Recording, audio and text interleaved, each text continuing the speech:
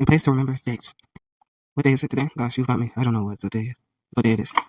Well, why don't you look at the newspaper you have in your pocket? That should tell us. Oh no, that won't do us any good. It's yesterday's paper. Although all of us can tell the day today is by looking at yesterday's paper, how many of us can tell quickly or slowly, for that matter, the day of the week that any date this year will fall on? Not many. I'm sure if you feel that having this information at your fingertips with hardly any effort is worthwhile, then read on. There are, of course, many different methods of calculating the day of the week or any given day, not the least of which is counting on your fingers. Some of the system are so involved that it seems much simpler to take the time to find a calendar and get your information there. On the other hand, there are ways of actually knowing the day of the week for any date in the 20th century. This doesn't seem to me to have any particular practical value, although it may have, for some of you, used a memory stunt. However, it's quite impressive. I intend to teach you how to do that in this chapter. But first, for practical use, I have come across a very simple way to find the day of the week or any date of the current year. This idea is so easy that most of you will wonder why you didn't think of it yourself. This is it. All you have to do is memorize the 12-digit number 6337527411631. The way you've been taught to do, you can break the digits down into peg words and link them or make up words to take in more than 2 digits at a time. For example, you can remember this number by making a link of these words. 4 words: chum, mug, linger, and dishmat. Once you have memorized the number, you can tell the day of the week for any date of the year, 1957, each for of the 12 months. The first Sunday in January for one of the 12 months. The first Sunday in January fall on the 6th of January. The first Sunday in February falls on the 3rd of February. The first Sunday in March is the 3rd of March. April 7th is the first Sunday in April. May 5th is the first Sunday in May, and so on. All right, so now you know the day of the month upon which the first Sunday falls for each month.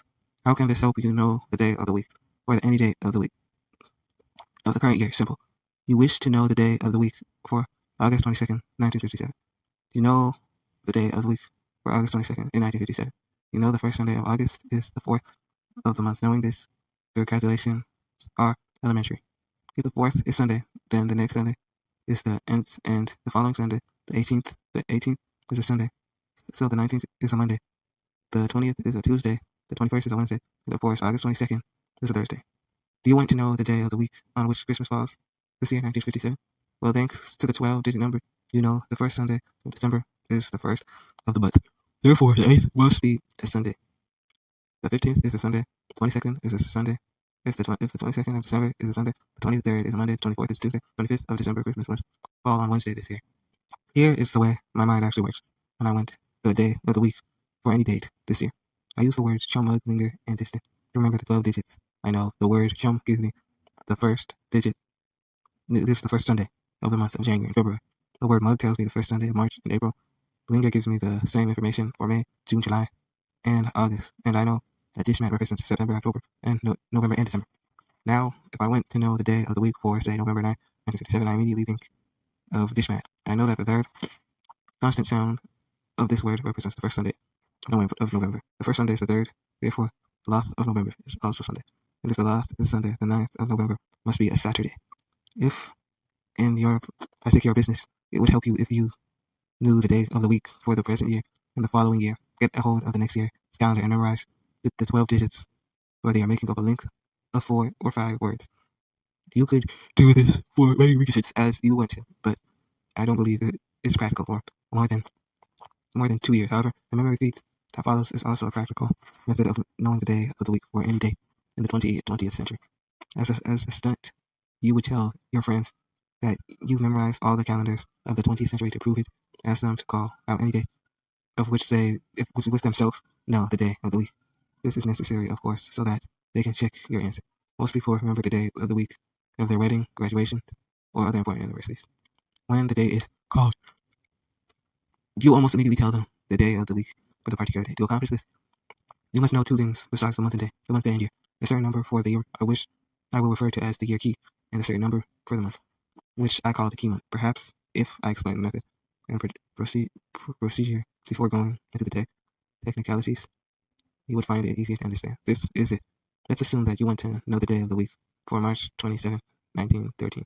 Let's also assume you know the year key for 1913 is 2, and assume that you know that the key month for March is 4. You would add these two keys arriving at 6. Now you add your number 6 to the day. In this particular case, March 27th. This gives you the total of 33. The last step is to remove all the 7 from your total. 7 goes into 33 4 times. 4 times 7 equals 28. Remove 28 from 33, which gives you the final total of 5. That is your day. The 5th day of the week is Thursday.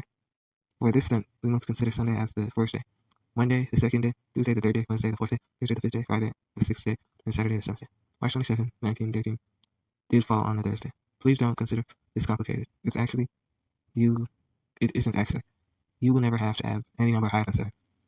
The keys for the years and months are all either 0, 1, 2, 3, 4, 5, 6, or 6, 6, 7, are always removed as soon as possible.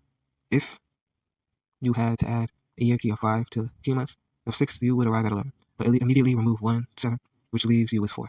The 4 is all you would have to keep working with. If the day that is given you is higher than 7, you remove all the 7s, i.e. the date is 16th, remove the 2 7s, 2 times 7 equals 14, and use the remainder of 20. Only in the above example, you would simply add 4 to 2, which tells you that the day of the week is the 6th or Friday. I will give you a few more actual examples after I acquaint you with the year and month keys and my method of remembering them. These are the 2 month keys, which will always remain the same.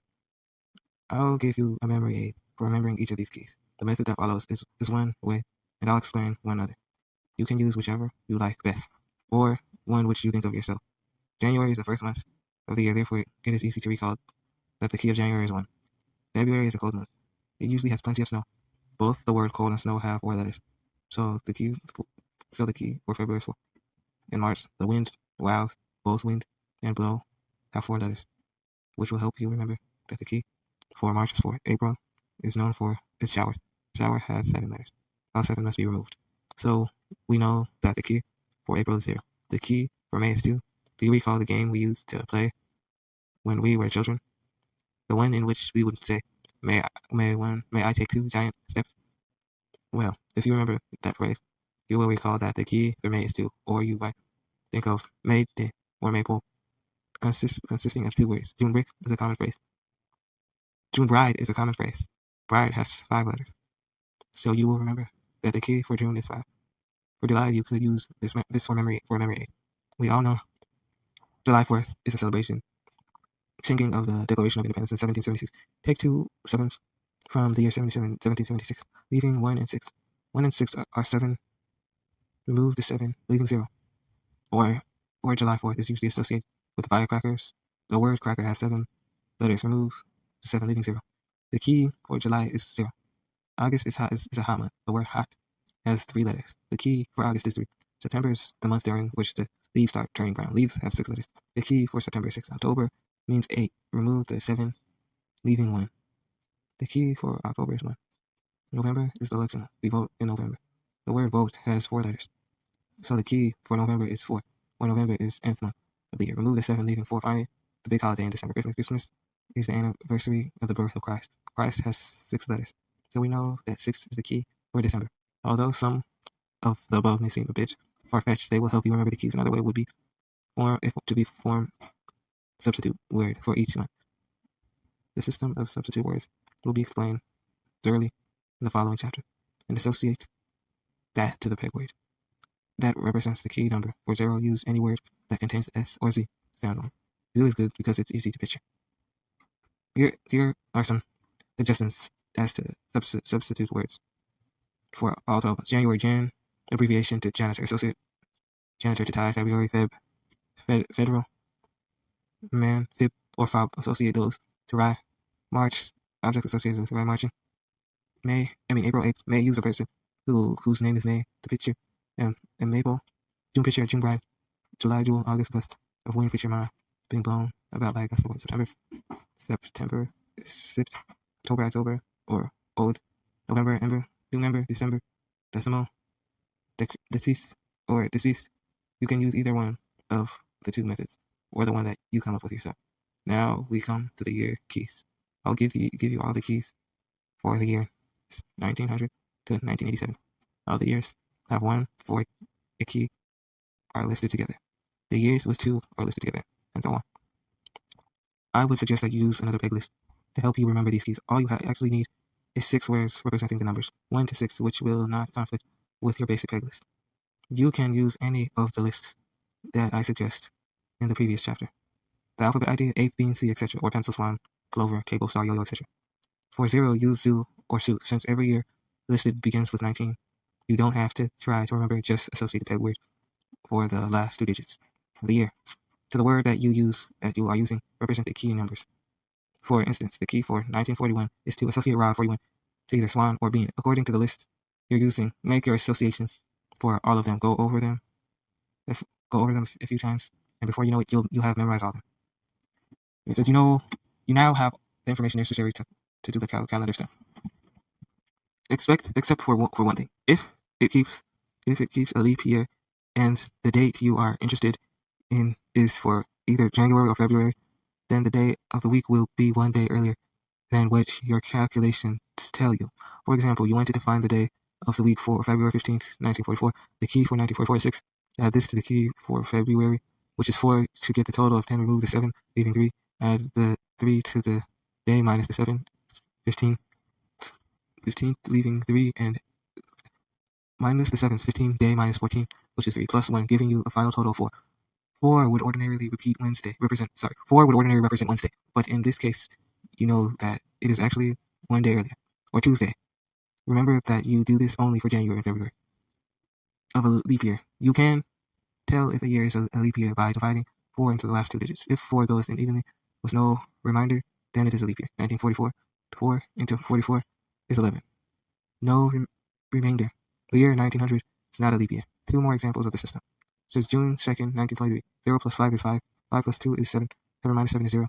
0 is Saturday. January 29, 1932. 4 plus 1 is 5. 5 plus 29 is 34. 34 minus 28 is 4 times 7 is 6. 6 is Friday. See if you can find the day of the week for the following dates. September 9, 1906. January 18, 1996. No, January 18, 1916. Leap year. August 20th, 1974. March 12th, 1931. And December 25th, 1921. I don't intend to tell you that this system is a snap to learn. To do quickly, it does take some time and study. But as I'm sure most of you know, nothing worthwhile comes too easy. By the way, if you like this idea better than the one at the beginning of this chapter and would like to use it for practical purposes, you can remember the year keys of only the years you're interested in. That might be the previous year, present year, and the following year. With that and your month keys, you will be able to know the day of the week for any day within those 3 years.